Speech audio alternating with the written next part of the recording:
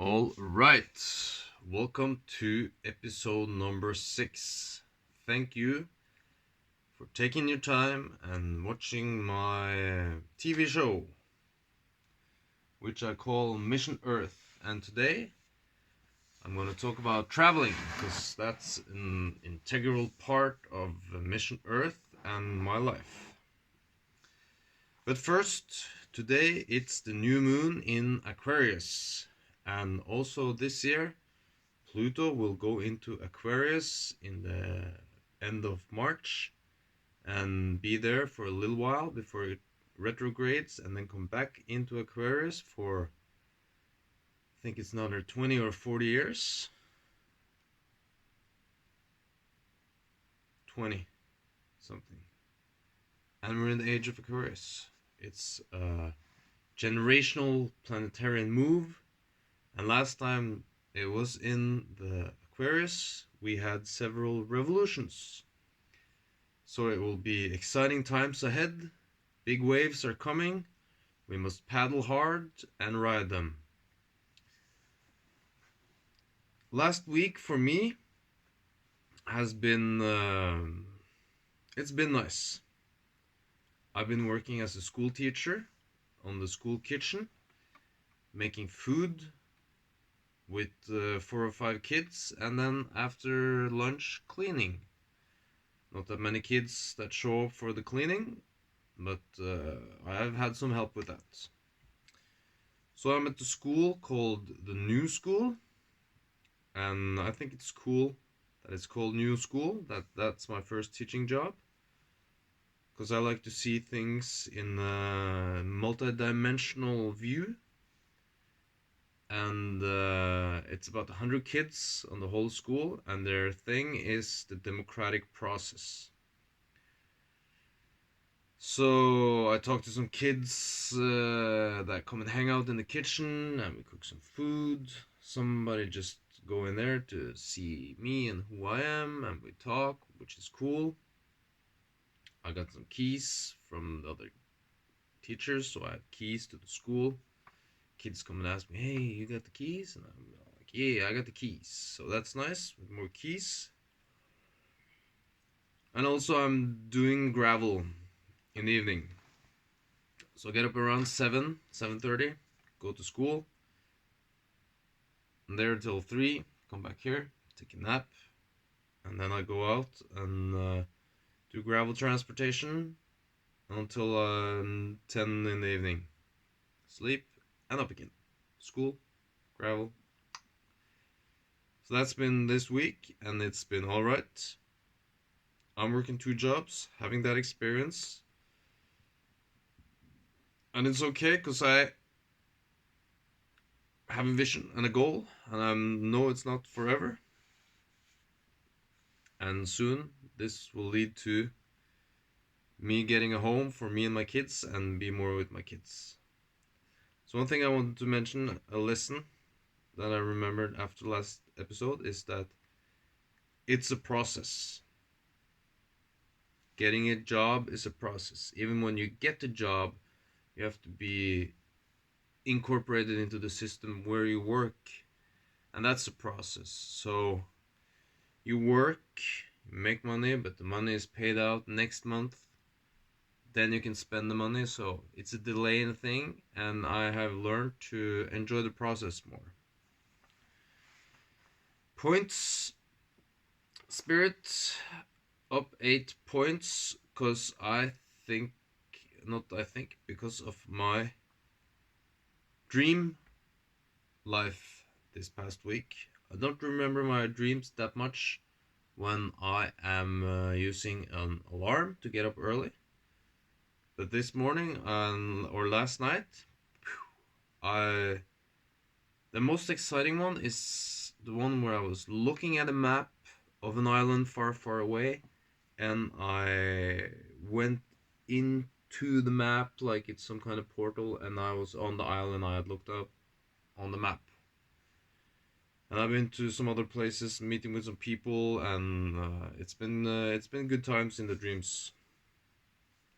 Mental, 3 points. Kind of daytime, just I'm just grinding on. Feeling a little bit lonely now and then. Mostly when I'm happy by myself, which is kind of a paradox, because I want to share it. And I'm driving around the gravel and I'm singing and listening to radio and enjoying that. And with the kids, it's kind of mentally wearing because a lot of them are, teenagers and they're pretty fed up with going to school. So they're not so very motivated. So it's a little bit tiring situation there. But it's bordering more over to the positive side to be on that school. I'm going there next week as well. I was thinking, oh, I don't want to come back here, but I was like, yeah, I was starting to. I mean, it's when you start hanging out with kids, you start caring about them really fast, And it's 3 days next week. Material up 10 points. I'm really grinding hard. Make some money. That's good. Keys. I got upgraded the keys here, so I got access to the garage and the reception where I can get some coffee. So more access on this board I'm playing here, where I'm living. The key only fit to the door up to my room. Now I can put the car in the garage and I can get into the reception and have coffee. So upgrade. Got some keys at the school. No coins and no new stuff for my quiver this past week. Traveling. That's the topic of today. And going chronologically from last episode, I talked about this book, Meditations, starting to read books, opening and expanding. And right after that meditations book, I went on my first solo trip. And I went to Mexico for Christmas. And I went to see the Mayan people, see the ruins of Palenque, and like the Mayans, they're still there, speak their own language, make their art, and for me, traveling, it's one thing, seeing new places, but for me, it's meeting the people and connecting with the culture, and I feel like it's a type of upgrade. So, like that game I used to play that was called Age of Civilization, I think it was. You started off with like 5 squares on the map that was illuminated, and when you started moving, other areas illuminated, and then you could find like iron ore when you went to explore, and then you could use this to build something. And that's how I view it on all, like, mentally and spiritually and physical planes. That if I go to, like, when I went to see the Hopi people on Second Mesa, and I went up to the Shingopuvi village because I wanted to meet Duhika, the medicine man, and I just went up there and I found him, and got invited in, and he sat there, very old man, August, and he was in his 90s, so he like nodded off and slept. And but when I most of the time when I was there, and I talked to his sons for a while, and but when I got in there, and we greeted each other, and he greeted me, and he would wake up once in a while, and he would go like, hey, hey, and he would sing. And just for me to listen to that from him, I feel like that's a type of upgrade for me. That kind of tweaks a little bit in my mentality. It activates some DNA. It upgrades because I have just met this guy who holds old knowledge. And this is how I like to travel. That's why I go to places like the pyramids, for instance. There's no people there with that old knowledge, but at that point, there's some kind of vibration that I feel like it's an upgrade. So I like to see traveling on the multi-dimensional plane or in multidimensional planes, and that it definitely does something to me when I go to new places. And I know it's, a lot of people have this, that, oh, this journey, like in our culture it's like, oh, you go maybe between when you're done high school or the year before you start studying, because most people when they're done studying they're all caught into the debt plan, so they have to start working right away, and then there's like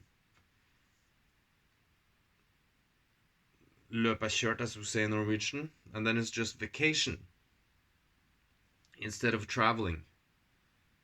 But I think that traveling is a state of mind, and I practice it to have it now. Like when I go out with the gravel, I go to new places and deliver it, places I've never been. Like yesterday, I went to the Freemasons' homes. They have this little gated community and I was walking all over the place, And then I went to this drug addicts rehabilitation home today. Never been there, way up in the forest somewhere, Also gated community, So it's still a journey, and yeah, traveling is a state of mind. And in Mission Earth, it's all about illuminating the map, both on the physical level, like just being in new places, and also on the spiritual and mental level, like going to Benin and doing voodoo, which is very powerful old knowledge, and it's so much more than these dolls we grow up seeing in movies, And it's this whole anthem, no, it's a whole pantheon of gods they have in the voodoo. And just like they had the Greek gods or the Norse gods, So this is old knowledge, and it works for some weird reason. When we did those rituals, like things changed right afterwards. Like we went in there, and when we came out, people related to us differently. When we walked around in what's that town in Ouida in Benin.